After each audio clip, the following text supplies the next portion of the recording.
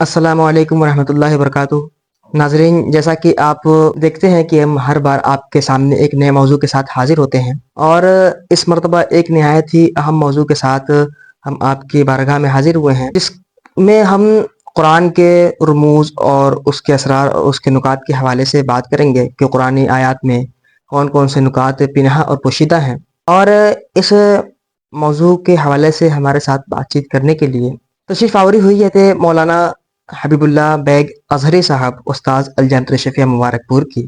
حضرت ہمارے ساتھ موجود ہیں۔ السلام علیکم ورحمۃ اللہ تعالیٰ وبرکاتہ۔ وعلیکم السلام ورحمۃ اللہ وبرکاتہ۔ حضرت، سب سے پہلے تو میں آپ کو خوش آمدید کہتا ہوں ہمارے podcast Al-Huda podcast میں تشریف آوری کے لیے، اور امید کرتا ہوں کہ آپ بخیر ہوں گے۔ الحمدللہ۔ ماشاء اللہ، بہت خوب۔ حضرت، جیسا کہ قرآن کے بارے میں تو پورا قرآن ہی لوگوں کے لیے معجز ہے، اور بالکل قرآن ایک عجوبہ ہے دنیا والوں کے لیے۔ تو قرآن کی ایک آیت ہے سورہ نحل کی، آیت نمبر 98 سے 100 کے درمیان ہے، آیت نمبر 98۔ اللہ رب العزت ارشاد فرماتا ہے، بسم اللہ الرحمن الرحیم، فَإِذَا قَرَأْتَ الْقُرْآنَ فَاسْتَعِذْ بِاللَّهِ مِنَ الشَّيْطَانِ الرَّجِيمِ۔ تو حضرت اللہ رب العزت قرآن مجید میں ارشاد فرما رہا ہے کہ جب قرآن تم پڑھو تو اللہ رب العزت کی پناہ چاہو شیطان سے۔ تو اللہ نے یہاں پر ارشاد فرمایا فَاسْتَعِذْ بِاللَّهِ، جی، اور ہم جب قرآن شروع کرتے ہیں تو ہم کہتے ہیں اعوذ باللہ، تو ہم اعوذ باللہ کیوں کہتے ہیں؟ ہم استعیذ باللہ کیوں نہیں کہتے ہیں؟ بسم اللہ الرحمن الرحیم، الحمدللہ رب العالمین، والصلاة والسلام علی سید الانبیاء والمرسلین وعلی آلہ وصحبہ اجمعین، وبعد۔ ماشاءاللہ، آپ نے بڑا اچھا سوال کیا کہ سورہ نحل میں اللہ تعالیٰ فرماتا ہے فَإِذَا قَرَأْتَ الْقُرْآنَ فَاسْتَعِذْ بِاللَّهِ مِنَ الشَّيْطَانِ الرَّجِيمِ، کہ جب تم قرآن کریم کی تلاوت کرو تو اللہ کی پناہ مانگو شیطان رجیم سے۔ تو اس آیت میں تو فاستعذ کا لفظ آیا ہے، جس پہ عمل کا تقاضا یہ ہے کہ ہم استعیذ باللہ من الشیطان الرجیم کہیں، لیکن عام طور پہ لوگ کہتے ہیں اعوذ باللہ من الشیطان الرجیم۔ یہی تعلیم بھی دی جاتی ہے، یہی استعاذہ کا مطلب بھی ہوتا ہے عام طور پہ۔ تو اس حوالے سے کہ آخر کیوں ہم اعوذ باللہ کہتے ہیں، تو سر دست یہ بات بھی معلوم ہونا چاہیے کہ استعیذ باللہ من الشیطان الرجیم بھی احادیث میں آیا ہے، اور استعیذ باللہ کہنے پر بھی استعاذہ ہو جاتا ہے۔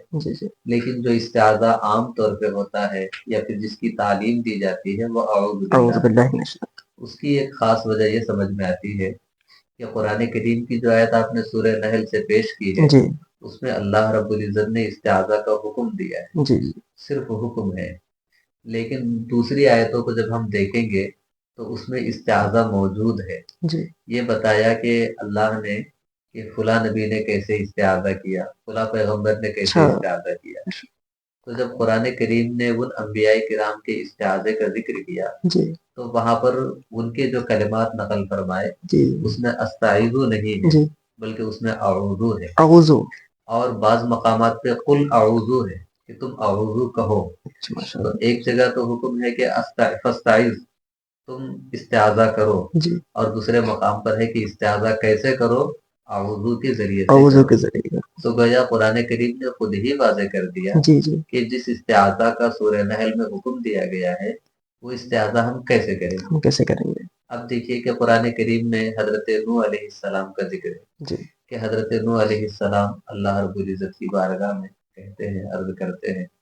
حضرت نوح علیہ السلام فرماتے ہیں ربی انی اعوذ بک ان اسألک ما لیس لی بہ علم، اے اللہ میں تیری پناہ مانگتا ہوں اس بات سے کہ میں تجھ سے اس چیز کا سوال کروں جس کا مجھے علم نہیں۔ تو یہاں حضرت نوح علیہ السلام کا استعاذہ ہے کہ انہوں نے کہا اعوذ، پروردگار میں تیری پناہ چاہتا ہوں۔ اسی طریقے سے حضرت موسیٰ علیہ السلام کا ذکر ہے ایک واقعے میں، جس میں آپ فرماتے ہیں اعوذ باللہ ان اکون من الجاہلین، سورہ بقرہ کی آیت ہے جس میں آپ نے فرمایا کہ اعوذ باللہ ان اکون من الجاہلین، کہ میں اللہ کی پناہ مانگتا ہوں اس بات سے کہ میں جاہلوں جیسا کوئی کام کروں۔ حضرت مریم رضی اللہ تعالی عنہ کا سورہ مریم میں ذکر ہے کہ جب حضرت جبرائیل امین ان کے پاس حاضر ہوئے اور انہوں نے پھونک ماری، اس سے پہلے کا واقعہ ہے کہ جب جبریل امین گوشہ تنہائی میں وہ پہنچے تو انہوں نے کہا اعوذ بالرحمن منک ان کنت تقی، کہ میں رحمان کی پناہ مانگتا ہوں تجھ سے اگر تمہیں اللہ کا ڈر ہے تو تم یہاں سے چلے جاؤ.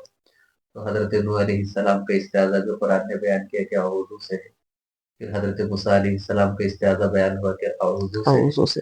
حضرت مریم کا استعاذہ بیان ہوا کہ اعوذ سے ہے. ان سب سے بڑھ کر ہم سب کے آقا و مولا حضور رحمت عالم صلی اللہ تعالیٰ علیہ وسلم کا جہاں ذکر ہے تو سورہ مومنون میں ہے قل ربی اعوذ بک من همزات الشیاطین.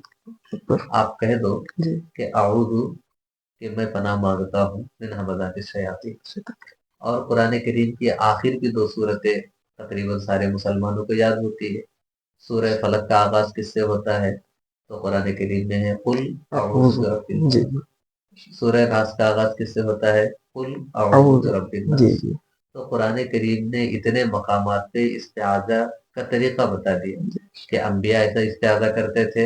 خود تمہارے نبی کو حکم ہے کہ اعوذ کے ذریعے سے استعاذہ کرو. تو اب آپ ہی بتائیے کہ وہ آیت جس میں استعاذہ کا ذکر کیا گیا ہے فاستعذ باللہ من الشیطان الرجیم تو اس کے مطابق آپ استعذو کہیں گے یا پھر ان آیات کے مطابق اعوذ کہیں گے؟ ظاہر سی بات ہے کہ ان آیات کے مطابق ہم اعوذ کہیں گے.